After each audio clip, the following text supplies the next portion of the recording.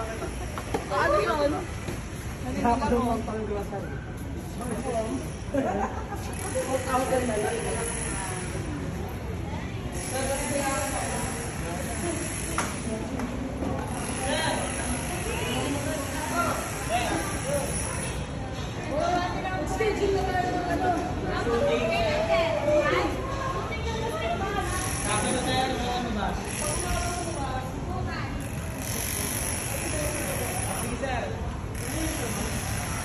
So ayan guys, kaya magkakaroon ng price increase dahil malapit na matapos yung mga building na ginagawa sa paligid ng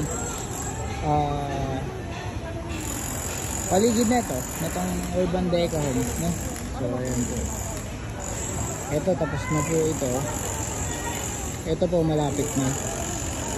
Kaka price increase lang po nito last month or last 2 months ago.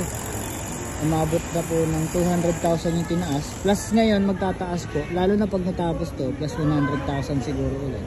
Kasi nung natapos po yung ibang building, nagdagdag po ng 200,000. So habang mabilis na natatapos yung establishment sa paligid or loob ng project, mas tumataas po yung value. Sana po makapag-avail po kayo.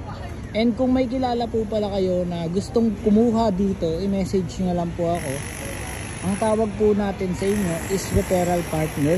And pwede po kayong magkaroon ng 25,000 commission kapag naging successful po yung ating referral partner. Ano po ba yung need pagka mag-apply po dito? Isa pong valid ID, 10,000 pesos for down payment, and loyalty card ng Pag-ibig. Yun na po yung magiging valid ID nyo. Bali dalawa pong valid ID talaga yung kailangan, pero dahil meron kayong kukunin na loyalty card ni Pag-ibig, isang valid ID na lang po ang inyong kailangan i-present. So ito po ang pwede nyong pagbilhan, Hypermart, mga kayo na. And kung gusto nyo pong tumambay, may coffee shop din po dito. Ayan po. So malapit na po matapos yung mga project.